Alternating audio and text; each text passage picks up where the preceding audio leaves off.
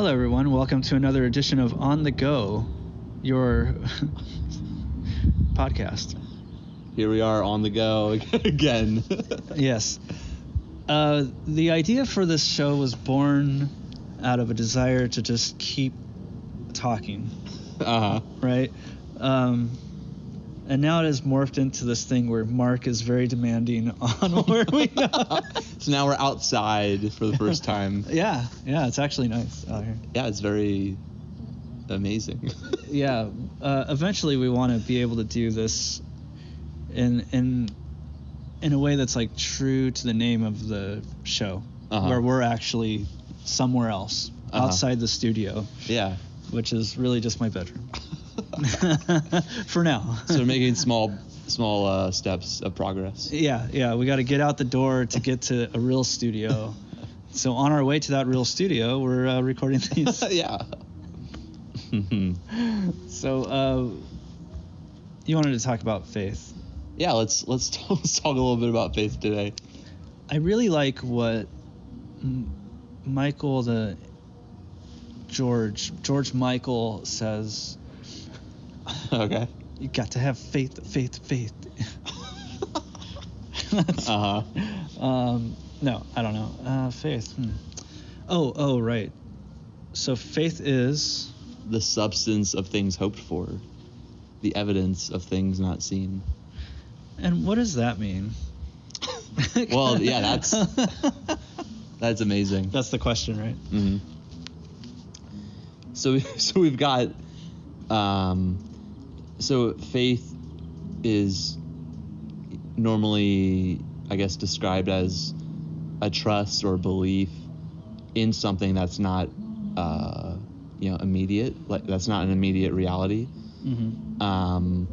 But the fact that it's being described as a substance or as evidence, so basically like faith right. is something that you either have or don't have, and that the presence of it is in some ways tangible, or it's not just an idea or like an abstract thing, but that it is in fact like a present or immediate reality that is like or maybe you could say like a placeholder, or maybe like a placeholder for another reality that can be accessed, or what do you think on that? Well, I think I've always struggled with the concept of like what is faith? Okay. And then you get this idea of, well, it's a hoped for thing. It's something that hopes, or it's something where an airplane passes overhead. I don't know. I'm sure that's picking up on the audio. Okay. So we are outside, everyone. But the word that came to mind as you were speaking was substantiate. So I think the tricky part about faith is that when you have it, and when you don't, you don't, and triggering it can be as elusive as anything. So okay. as something else that's elusive. What's elusive? Like a balloon floating into the air that you are about to snatch but then can't? Yeah, faith is the ladder to the balloon. But the balloon keeps going up and the ladder magically grows just short of the string. Okay. Right? I mean, that's kind of a, okay. but it keeps you going, right? Towards that balloon. And believing that you will get that string one day, it keeps you on this growing ladder, because otherwise you could just like climb down. Okay. And that would probably take forever because the ladder is growing under you. Hopefully the ladder is growing above you. Yeah. But it's probably growing under you, or else the rungs would like force you to. Okay. It'd be a rocky ride either way. Good point. Yeah. So what's the point? Faith. Okay, yeah, that's why. I'm being a little roundabout because they're like, as soon as I want to talk about it, I want to talk about the negative aspect, but I want to talk about the positive aspect first. And the reality of the positive aspect is that it's a hard thing for me to really define.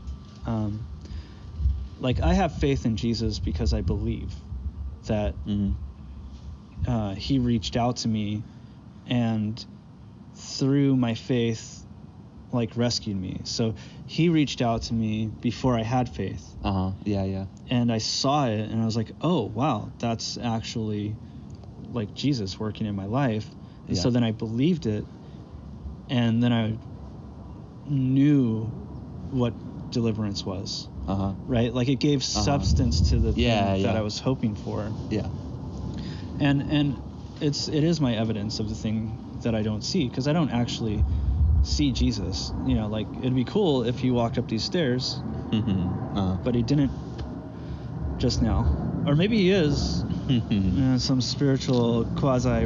Yeah, he's not, right? So, well, wherever 2 or 3 are gathered in my name, I'm there in the midst of them. Yeah, but that's not at the bottom of the stairs. But I know what you're talking about. I know what you're talking about. Yeah, no, he's here, but he's not, like, physically there. So that'd be cool though. I mean, you could introduce yourself on a podcast, Laura. Not today? Okay. So, like, kind of that verse, it's from James, right? Is that James? Hebrews. Hebrews. Yeah.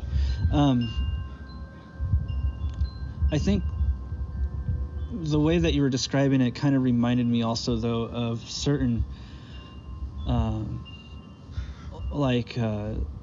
you have like the Church of Religious Science or Christian Science or Scientology. Okay. Anything with a science in front of it is really suspicious. But unless it's just science. Okay. That's fine. Okay. Yeah. But it's this idea of, like, faith in the thing.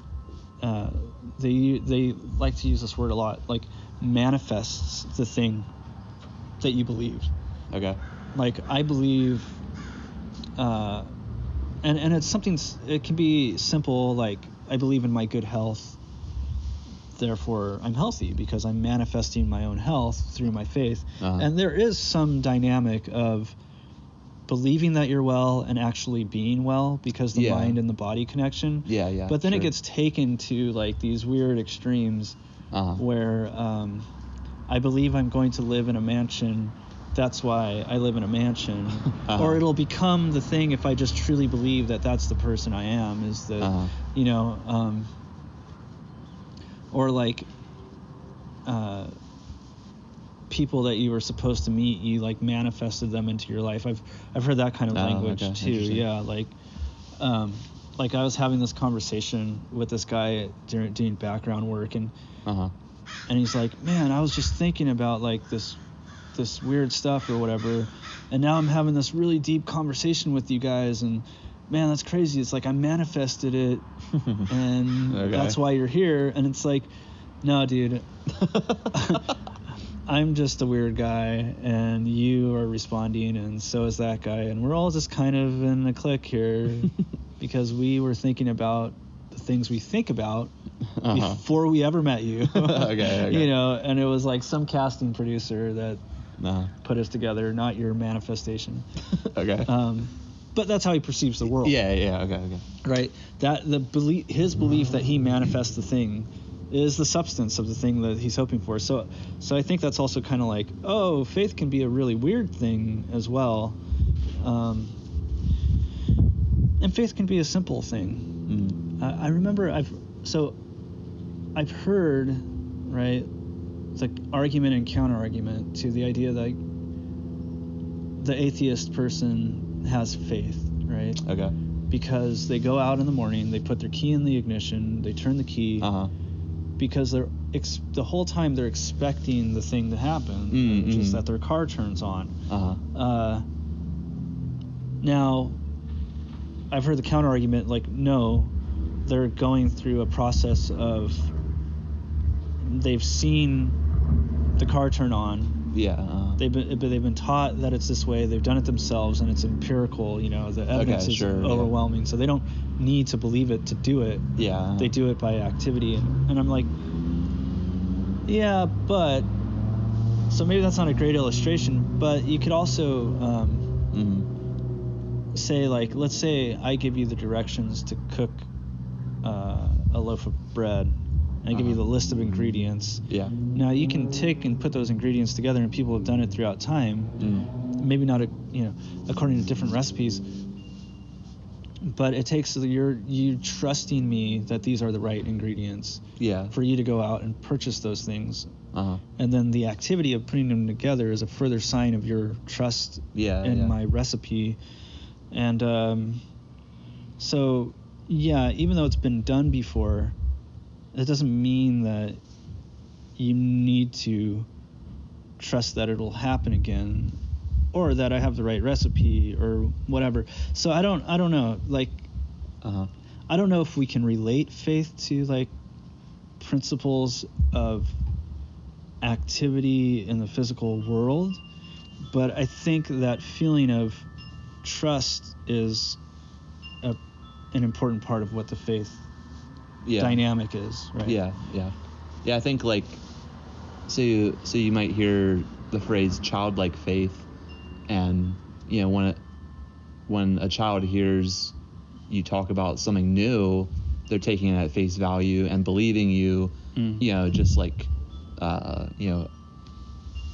like basically taking it for what it is, and basically if they expect to see whatever you're talking about, like what if you're talking about, like, oh, there's a lake nearby that you've never been to before, but it has all these, like, inner tubes, and has a place where you can fish and stuff, and the child is amazed, like, oh, that sounds really fun and exciting, and then you go there and the child expects it to be fun and exciting with all these things, but so basically, like, this sense of trust of, like, so there's a verse that faith comes by hearing, and hearing by the word of God. There's different words in Scripture for the word, and I believe this one is referring to the word that's being spoken by God, so rhema, and there's also, like, logos, so, like, the written word, or, like, like, in the beginning was the word, and the word was with God.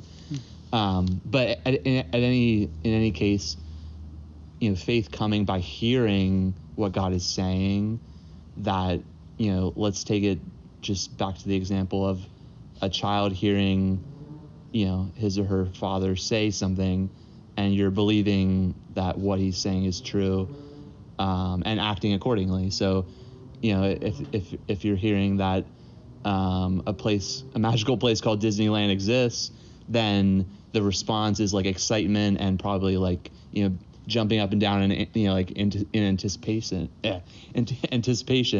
and probably, like, then going out of your way to, like, say, hey, can we go to Disneyland? Like, can I do my chores? Then we can go. Can I do this and that? So, so there's, like, some type of action or response to when you're hearing something and having faith or trusting or basically believing that what is being said is true.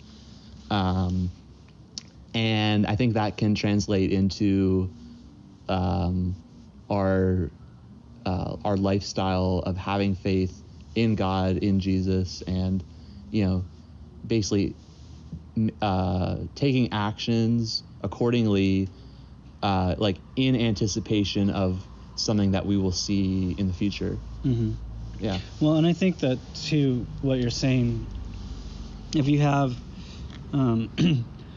let's say, a dad describing the lake with all the fun things, prior to the event of going, the daughter's son or daughter's imagination will work to create that anticipation.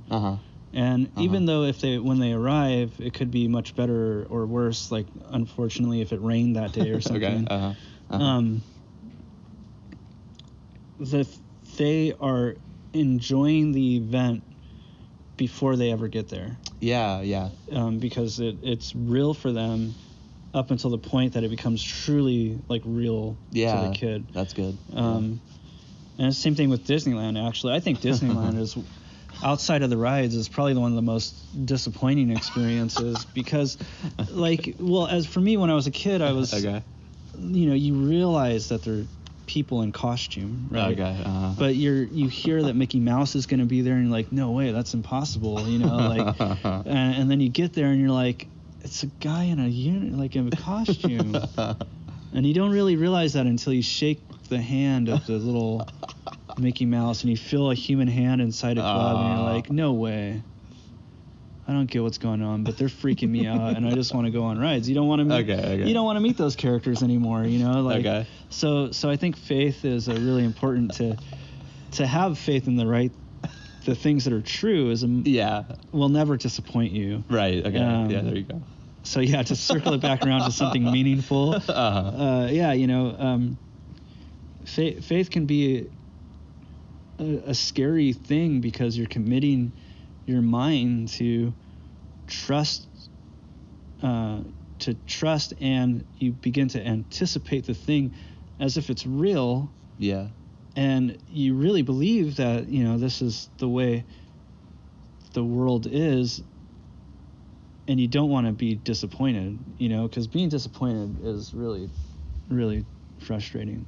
But I think that, like, let's say you're going,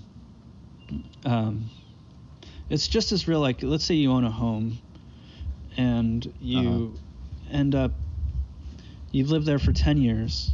Okay. You've decorated the house however you want to decorate it, and then at the end of 10 years, you lose your job. You have to foreclose on your home, and you're out on the street. Right. That's a devastating thing for somebody to experience. Yeah. It could be very much the same thing when you have faith in something, because let's say you put in a 10-year, let's say you invest in some company or some stock, or in a relationship, and you believe that the other person loves you, and you put your faith and your trust in that other person, and you start imagining what the end of your life is going to look together with that person, and then after 10 years they leave you. That broken image of what you had hoped for is just as devastating as the reality of, like, today that person's gone. Right. So I think that's kind of another one of the dynamics of faith, it being the substance of the thing hoped for. The important thing with Jesus in particular, and like from the viewpoint of Christian theology, we could also say any theology, but then, and I think this is why, like, universalist thought is so eager to, like, open the door to all the other religions, even though I'm not personally universalist, is that the effect of faith on someone who's eternal gives you an eternal hope, right? Okay. Now, the reasons why I think that Jesus is the eternal one don't really have much to do with the concept of faith, but it does, it does matter for why I think it's, important to, put your faith in the right person, or put your faith in Christ, and rather than any other type of deity or person or philosophy. And that's also kind of where the dynamic of, like, faith doesn't make something real except for to the person in their mind. And if you have faith in something that's not true, you're leading yourself to disappointment. And I think it's important to guard your heart against disappointment, because it can really leave you in a bad place. So definitely. Is there anything else you wanted to say? I was just gonna add quickly that I think that because of what faith is and how it works, that just as you're illustrating, that misplaced faith can do a lot of damage. But I think, like, to the extent that faith is meant to make a huge impact on our lives, it goes to show that it could either make an incredibly good impact on our lives, or then if it's, misplaced, that it could also set us up for a really bad situation. Like as you were describing with, like, being disappointed or feeling disillusioned about life. But that when it's in the right place, that it's meant to, make life so much more vibrant and like full as you're, I guess activating faith to, connect with a reality that's yet to be fully seen or experienced, but that you're experiencing that right now, until that point in time, like until you get to the lake, for instance. Mm-hmm. Well, and I think that's kind of the weird, or the neat thing about, like, well, the Bible in particular is that really it's like you have faith that, God is going to heal you and that he has redeemed you. And you have this anticipation of heaven where you're going to live in a house with all your brothers and sisters. But maybe have some, like, descriptions in Revelation, but, how much of it is symbolic or not. Okay. Versus, so now, like, I think in the Christian mind, like, you have, like, faith and you're anticipating something really great, but actually putting a, like, constructing that world in your mind, it's really impossible, right? Yeah, like, you can only go so far. You can only like go so far. Yeah. Mm-hmm. So, anyway, until we meet again, folks. Yeah, this has been On the Go with Mark Miller.